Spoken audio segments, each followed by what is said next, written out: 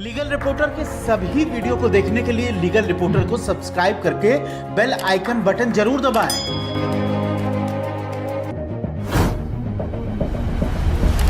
नमस्कार, मेरा नाम है विप्लव अवस्थी। आप देख रहे हैं लीगल रिपोर्टर। आज हम बात करने जा रहे हैं अर्नब गोस्वामी के मामले में जो उनको अंतरिम जमानत की जो अर्जी थी उनकी, वो बॉम्बे हाई कोर्ट ने खारिज कर दी है। बॉम्बे हाई कोर्ट ने खारिज करते हुए अपना एक विस्तृत 56 पेज का आदेश दिया है, जिसमें सुप्रीम कोर्ट के तमाम जजमेंट्स का रेफर किया गया है। आपको पता है कि अर्नब गोस्वामी जो रिपब्लिक टीवी के ओनर हैं, एमडी हैं और एडिटर इन चीफ हैं, उनकी गिरफ्तारी 4 नवंबर को की गई थी आत्महत्या के उकसाने के मामले में। इस मामले में अर्नब गोस्वामी ने बॉम्बे हाई कोर्ट में हैवियस कार्पस यानी कि बंदी प्रत्यक्षीकरण याचिका दाखिल करते हुए कहा था कि 4 नवंबर को जो मुंबई पुलिस ने मुंबई के ही स्थित उनके घर से उनकी जो गिरफ्तारी की है वो पूरी तरह से अवैध है, इलीगल है और गलत तरह से उनकी गिरफ्तारी की गई है। इस मामले में बॉम्बे हाई कोर्ट के सामने senior advocate Harish Salve,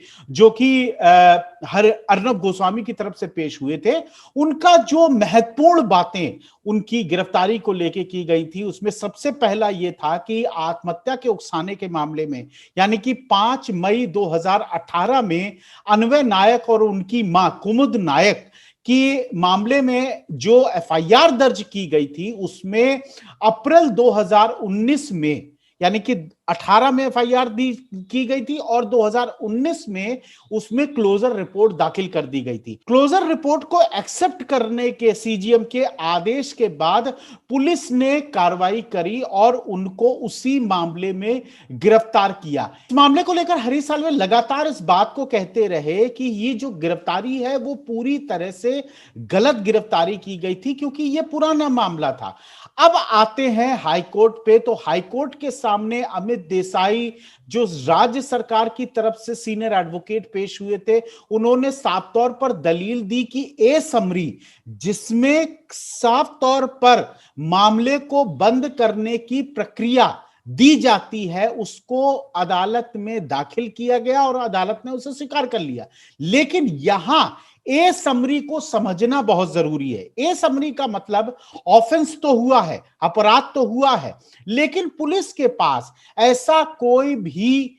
evidence नहीं आया है, ऐसा कोई बयान नहीं आया है जिसके आधार पर वो आरोपी को अदालत के सामने ट्रायल पे ले जा सके। हालांकि यहां यह बताना जरूरी है कि आरोपी चिन्हित है, आरोपी पता है कि यही व्यक्ति है, लेकिन ऐसा एविडेंस नहीं आया है कि उसको अदालत यानी कि ट्रायल के सामने ले जाया जा सके। इस ए समरी को लेकर हरीश साल्वे, जो अर्नब गोस्वामी के वकील थे, वो लगातार इस बात का दावा करते रहे कि चूंकि इसमें मजिस्ट्रेट ने फाइनल रिपोर्ट दाखिल कर दी है। हरीश साल्वे लगातार इस बात को दावा करते रहे कि मजिस्ट्रेट ने जब फाइनल रिपोर्ट दाखिल कर दी तो पुलिस स्वतः इसमें री इन्वेस्टिगेशन कैसे कर सकती है। तो मुंबई पुलिस पर यह तमाम सवाल उठे थे, लेकिन आज अदालत ने अपने आदेश में साफ तौर पर कहा कि पुलिस के पास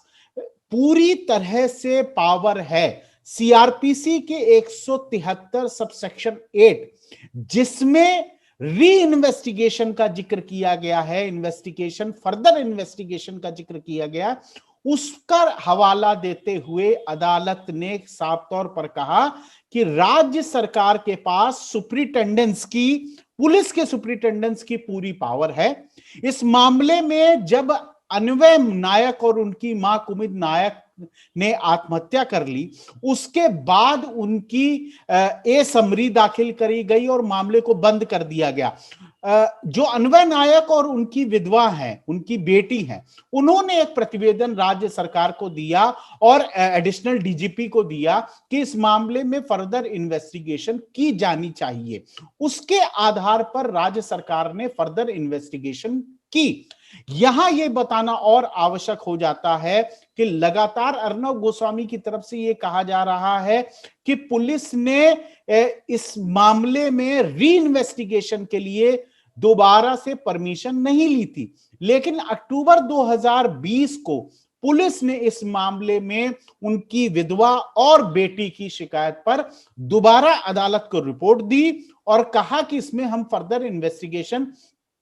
प्रोसीड करना चाहते हैं। अदालत ने इस रिपोर्ट को स्वीकार करा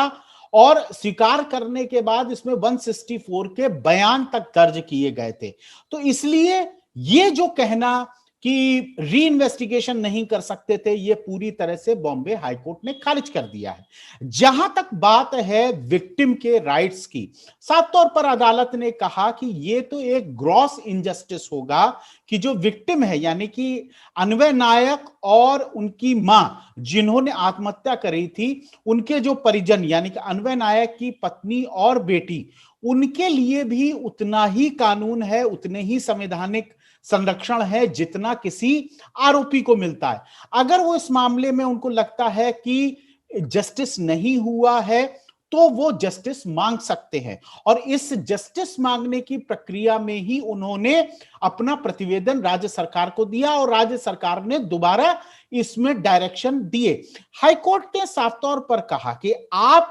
पीड़ित जो परिवार है उसके अधिकारों के साथ कटौती नहीं कर सकते हैं, वो अपनी मांग रख सकते हैं। यहां ये मैं बताना चाहूंगा कि 2019 में जब इस मामले में क्लोजर रिपोर्ट दाखिल की गई, यानी कि मामले को बंद करने के लिए दाखिल किया गया, उस समय अन्वय नायक के परिवार को बताया भी नहीं गया, उनको ट्विटर के माध्यम से पता चला। तो अदालत ने इस बात को भी स्वीकार किया कि ये ट्विटर के माध्यम से पता चला है, इसलिए उनको अपना पक्ष रखने की इजाजत नहीं दी गई है, जबकि इजाजत दी जानी चाहिए थी। तो इन तमाम बातों को लेकर जो लगातार अर्नब गोस्वामी के मामले में उनके पक्षधर लगातार बात रख रहे हैं कि जो प्रक्रिया है मुंबई पुलिस ने वो सही नहीं अपनाई, री इन्वेस्टिगेशन का स्वतः संज्ञान ले लिया, खुद ही बंद मामले में उन्होंने फर्दर इन्वेस्टिगेशन का आदेश दे दिया, वो कोर्ट ने पूरी तरह से गलत ठहरा दिया। बॉम्बे हाई कोर्ट ने सुप्रीम कोर्ट के तमाम जजमेंट्स का हवाला देते हुए साफ तौर पर कहा कि जहां तक ए समरी का सवाल है, यानी कि मामले को बंद करने का सवाल है, अगर फर्दर इन्वेस्टिगेशन में पुलिस को नई चीजें मिलती हैं तो वो री इन्वेस्टिगेशन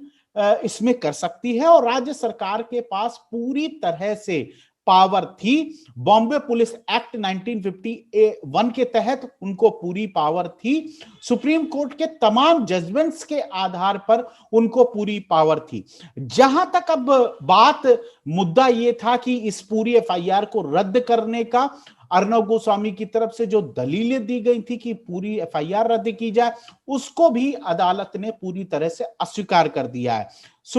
बॉम्बे हाई कोर्ट ने अपने आदेश में कहा कि जिस एक्स्ट्रा ऑर्डिनरी जुरिस्डिक्शन यानी कि आर्टिकल 226 के तहत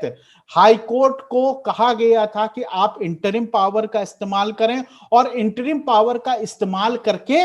आप हमको बाहर जाने की इजाजत दें, यानी कि बेल देने की इजाजत दें, वो भी हाई कोर्ट ने पूरी तरह से खारिज कर दिया है। जिगीसा अरोड़ा, अगर आपको केस याद हो, इस मामले में प्रशांत कनौजिया एक पत्रकार हैं, उनको ट्वीट करने के मामले में उत्तर प्रदेश से गिरफ्तारी की गई थी, वो सुप्रीम कोर्ट डायरेक्ट पहुंच गए थे, उनकी पत्नी पहुंची थी और इसके बाद सुप्रीम कोर्ट ने अपना आदेश दिया, उनको रिलीज करने का आदेश दिया। अर्नब गोस्वामी की तरफ से यही कहा गया, जो हरीश साल्वे की तरफ से आर्गुमेंट किया गया कि आप जिगीशा अरोड़ा का केस आप उठा सकते हैं, जिस तरह सुप्रीम कोर्ट ने ऑर्डर दिया है उसी तरह से आप ऑर्डर दे सकते हैं। लेकिन अब यहां देखिए कि हाईकोर्ट ने क्या कहा। हाईकोर्ट ने इस पूरे मामले में कहा कि उनका केस और आपका केस बिल्कुल अलग है। उनके केस में उसने ट्वीट किया था और ट्वीट के कारण उसकी गिरफ्तारी की गई थी, लेकिन आपके मामले में यहां दो लोगों ने आत्महत्या की है,